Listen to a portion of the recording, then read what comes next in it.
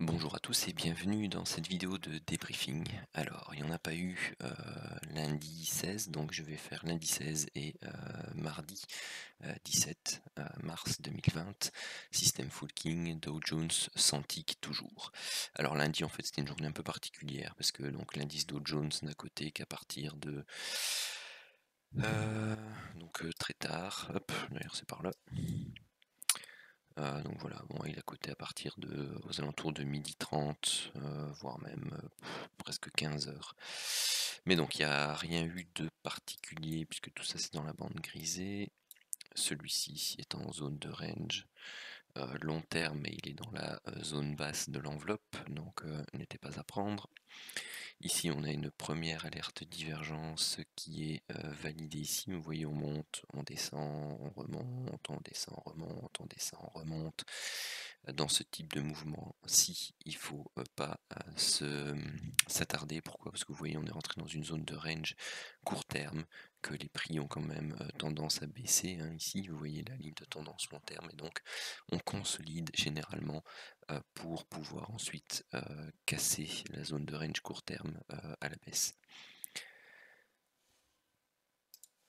Donc ici on est sorti BE, il y a, allez, hop, il y a donc une seconde alerte ici au niveau du King Div, donc qui est validé ici. Vous voyez, on attend bien le beau break ici de la ligne de tendance baissière. En même temps c'est le break de la MM50 et hop, boum, on part direct rechercher l'objectif du setup 1 qui est à 305 points. Donc pour information, on est toujours pardon, on est toujours au niveau du calibrage pour des journées de très forte volatilité. Donc on a un stop loss qui est à 120 sur le Dow Jones, puisque vous avez des bougies sans tick qui font plus de 100 points facilement. Donc c'est même un peu light 120. Mais j'ai tout simplement doublé à chaque fois donc le stop loss, et vous voyez que on a un TP1 qui est au-dessus de 2,5 en termes de rendement risque ici. Donc pour l'objectif setup 2, ici on est à BE. Et donc ici on a une alerte King TT dans le sens ici du range long terme. Donc on est dans la partie basse, sur l'enveloppe basse, on a un beau signal au niveau de la structure en chandelier japonais. Donc on prend 50 points et on se retourne après pour continuer à la baisse. Donc celui-ci je l'ai considéré comme stoppé à moins 120. Ensuite, eh bien, hop, on passe à la journée d'aujourd'hui. Alors, on a une première alerte ici au niveau du King TT, elle est limite. Alors, dans ces cas-là, franchement, il faut vraiment faire très très attention. Bon, on ne voit pas bien avec la. Yep, voilà. On est vraiment à quelques points de la limite de la zone grisée et c'est pas un chandelier très très impulsif non plus.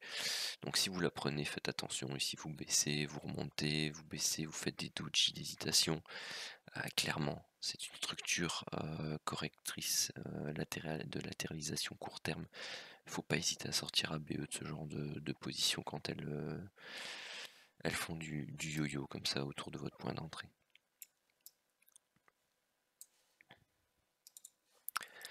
Ensuite, on a une alerte divergence. Donc ici, on en a eu toute une série qui n'ont pas été validées. Par contre, vous avez la dernière ici, vous avez l'indicateur qui refait à nouveau plus bas. Et vous voyez, elle est toute légère, toute petite. Vous avez l'indicateur qui se stabilise, qui repart, et en fait qui marque ici la divergence à ce niveau-là. Donc vous aviez un beau break qui se faisait ici, et donc vous pouviez aller rechercher ici l'objectif du setup 1 au niveau de 330 points et l'objectif setup 2 au-dessus des 650 points.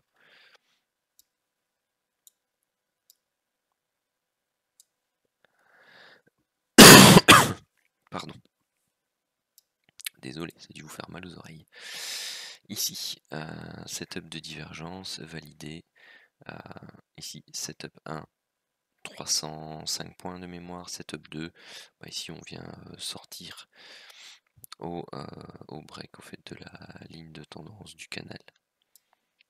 Vous pouviez attendre et puis sortir un peu plus loin, plus ou moins au même niveau ici au break de la MM50. c'était pareil.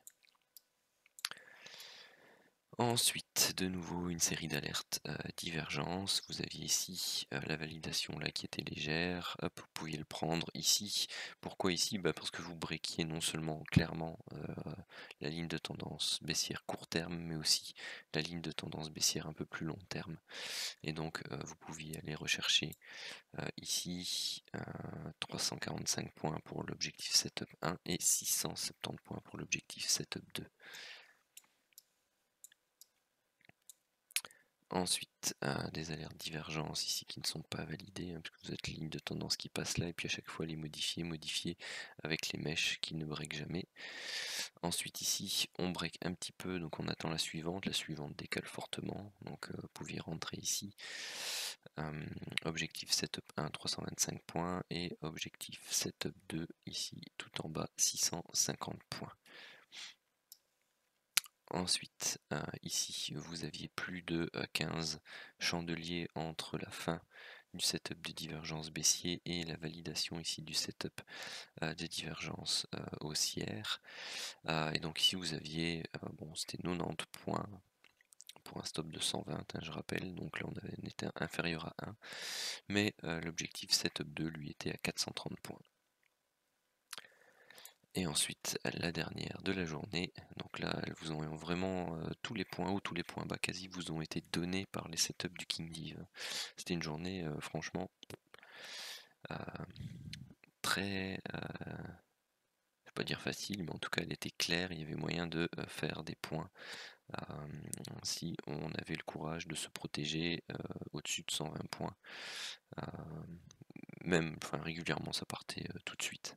Il y a juste celle-là où on était tout juste, puisque de mémoire il fait 105 points. Voilà. Donc ici c'est validé par le chandelier ici, et puis ensuite vous allez rechercher l'objectif setup 1, 280 points, et objectif setup 2, 595 points. Pour le reste, ensuite la journée est terminée et il n'y avait plus rien. Alors au niveau des résultats, et bien la journée d'hier, setup 1, 185 points, donc il n'y avait pas grand chose à faire, 3 alertes prenables, une gagnante avec setup 1, une perdante, une BE, et on est à moins 120 tout du négatif sur le setup 2, donc pas de gagnant, un perdant et 2 ABE. La journée d'aujourd'hui, beaucoup plus intéressante d'ailleurs, on bat les records historiques de 3 mois. Donc on fait 1665 points possibles sur le setup 1 avec 6 trades gagnants, aucun perdant et 1 ABE, et 3310 points possibles sur une journée sur le Dow Jones avec 6 trades gagnants, aucun perdant et 1 BE. On reste toujours en dessous des 15% au niveau des trades perdants. Et au niveau de la courbe, eh bien, vous voyez que par rapport à notre petit compte de 6000 euros, voilà, tout simplement ici on est quasi à 25 000 avec le setup 1 et on a dépassé les... on est quasi à 31 000 avec le setup 2. Voilà, sur ce je vous souhaite une très bonne soirée.